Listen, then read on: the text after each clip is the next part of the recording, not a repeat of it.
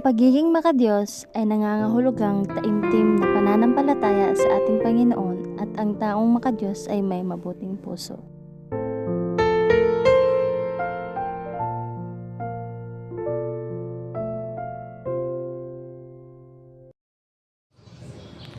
Uy, hi Tess! Tapos ka na ba magsimba? Tapos, Meron ka pa mang gagawin? wala. Tara, uwi na tayo. Tara. Sarap talaga magsimba, besh, no? Every Sunday. Oo nga. Wala ka na pang bibilhin? Bibili ng may inom. Tara, sige, bibili rin ako. Wala, nawawala ang wallet ko.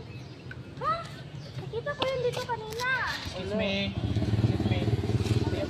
Wala, sa akin yan. Saan mo Salamat, nakita? kuya. Kita ko na ulo mo. Wala, maraming salamat. Ingat ka sa susunod. Salamat.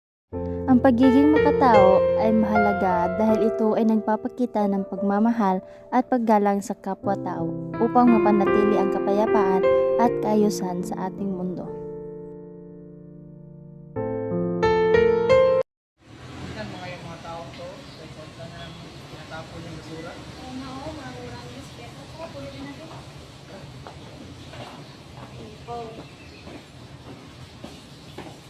Ang pagiging isang tunay na makakalikasan ay dapat kasama ang damdamin, pag-iisip at puso.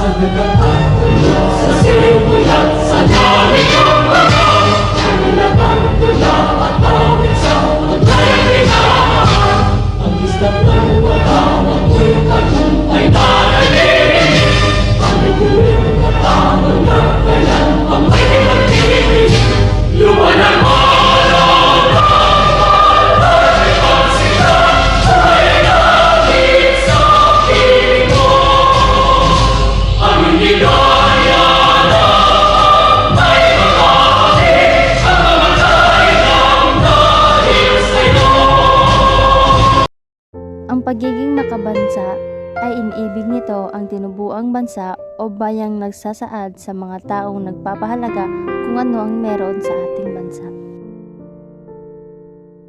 In this video campaign, we use the 4 core values of the Philippines, which is the makadiyos, makatao, makakalikasan, at makabansa.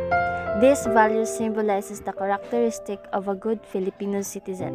Not just these 4 core values are the examples, but there's a lot of characteristic that we can use to describe as a good Filipino citizen.